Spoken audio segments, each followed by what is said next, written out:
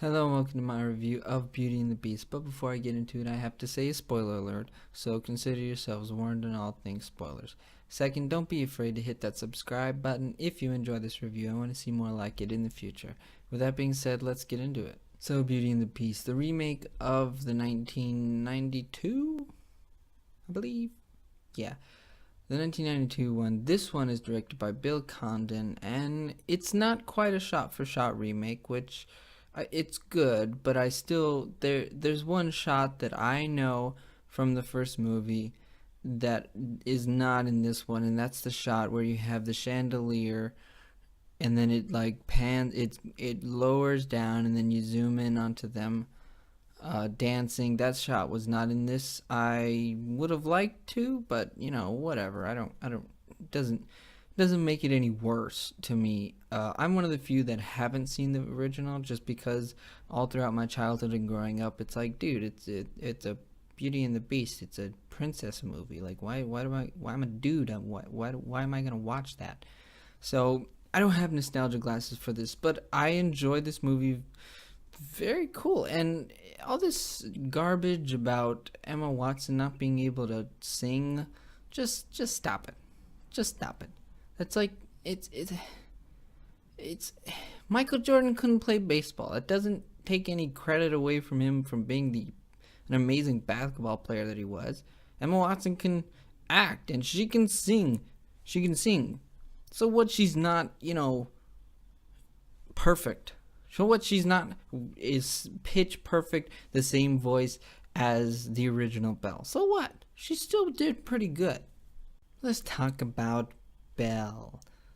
Belle is cool. Emma Watson does a good job in this role, and I don't to me, she sang pretty good. I enjoyed it. All that happens with Belle and this character in the movie to me felt pretty natural, as far as like her seeing all this crazy inanimate objects just moving around by themselves and like walking and talking. It was very believable because of the way Emma Watson was like super shocked by it. Yeah, her shock, her the fact that she had almost no reaction to the Beast when she first saw him was like, okay, uh so she got some guts, to not, like, I'm a dude and I would see that dude and I'd be like, oh man, you're an ugly mug, because I mean, he's ugly. He's not pleasing to the eyes. But Emma Watson did a very good job. Like, I don't know. In the original, does Belle not flinch when she first sees him? I don't know.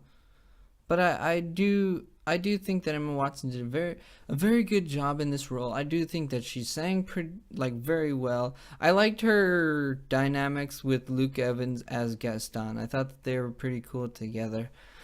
I felt like there was literally no physical chemistry between them, but there was like that acting chemistry where they work well off of each other by they work well as being the opposites of each other, if you catch my drift. So there are a metric ton of side characters. Let's just start with Gaston. Luke Evans, for me, in this movie was really good. I really enjoyed him. I thought that he was cool as the super manly man dude. I did like that in this one, he wasn't like the short sleeve shirt guy who's like flexing constantly, you know what I'm saying? I like that they were just like, no, that probably it wouldn't work in live action, and so they were just like, give him a jacket, it'll be fine. Uh, LeFou is for me. LeFou is like on like a razor's edge, because I don't know if he's as over the top in the original as he is in this one. Because for me, I feel like Josh Gad's LeFou was just like over the top, just kind of way over the top for me. But I don't know to fault this movie for that, because I haven't seen the original, so I don't know if that's what happens in the original too. So don't hate me in the comments for that one. Lumiere and Cogsworth, Ewan McGregor's Lumiere, Cogsworth, Sir Ian McKellen as these two characters. That's awesome. Like Lumiere is my second favorite side character in the movie. Like he's pretty cool. Like there's just no telling how awesome this character is. I feel like he was very, for being like a Scottish dude, that French accent was really cool. And Cogsworth, I mean, Sir Ian McKellen can literally do no wrong. X-Men Last Stand doesn't count. Doesn't count. So the Beast. Let's talk about the Beast. Dan Stevens is very good in this movie. I have like one problem, con, whatever you want to call it, with the CGI, but for the most part, it's really good. I do enjoy the look of the character, except for the big old horns. I feel like there's no way he should be able to sleep on his back with those big horns, or even on his side for that matter. I mean, they jut out at a very funky angle, it looks like, for sleeping. So, I get why he's grumpy in the beginning. Probably doesn't get a lot of sleep. But the CGI, the thing I have, the problem I have with the CGI is I feel like he's being too expressive at some points. For the most part, it's really good, but there's like two shots in the movie where the Beast gets like, his face gets really expressive, and like there's a lot of things going on, and I feel like that's the problem with getting CGI right. I don't know like what to fault here. I don't know whether it's the actor, like, because on one account, like on one scenario in my head is where the actor's being too expressive, but on the other hand, he could, that could be what the director's telling him. So I don't really know who to fault there, but I feel like less is more sometimes, and the less the animators have to do, the better they can make it look. If you get the less movement they have to do, I feel like the better you can make it look, in my opinion. In my opinion only. I don't know jack diddly about animation. But the Beast, his song that he has in the movie is my favorite song of the movie. The one where it's just him singing about how Belle is leaving, and to me, that was my favorite song of the movie. My sister told me that was a brand new song, and I'm like, dude, that is awesome. I really enjoyed the song. Sorry for hitting the mic. I did really enjoy the song, and I feel like, to me, that was my favorite song, and I was like, hey, something new to this. It turned out to be one of my favorite things of it. So, my sister got all of the feels when watching this movie. And I assume that is because she got all the nostalgia with it. But me not seeing the original, my having not seen the original, I didn't get a lot of the feels. And it's probably because I haven't seen the original, like when I was a kid. I didn't see when I was a kid, so I don't have this nostalgia like, oh, this is my childhood come back, but in real life. I didn't have that. And so I enjoyed the movie. I thought it was cool. I liked the characters.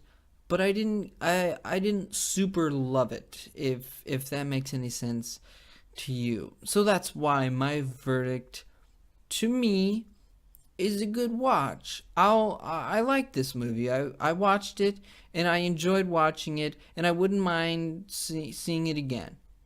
I don't know if I'm gonna Blu-ray it and watch it over and over again because, like I said, it's a princess, and my thoughts really haven't changed on the whole, girly movie thing. That's fine if you like them and you're a dude. That's fine. Like if you're a girl and you like them, that's cool too. But for me, it's like I'm not gonna go out and buy this movie on Blu-ray because I don't want to watch it over and over again like some of you might. So my verdict is a hard watch. I really enjoyed the movie. Thought it was great. Thought it was good fun.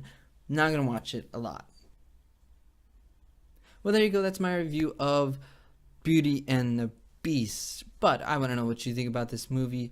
So I need you to go into the comment section down below and tell me what you thought of the movie or my review of the movie. If you got the feels while watching this movie, go ahead and tell me that in the comment section down below. If you really enjoyed it, if you're going to Blu-ray this movie as soon as it comes out, say that in the comment section down below.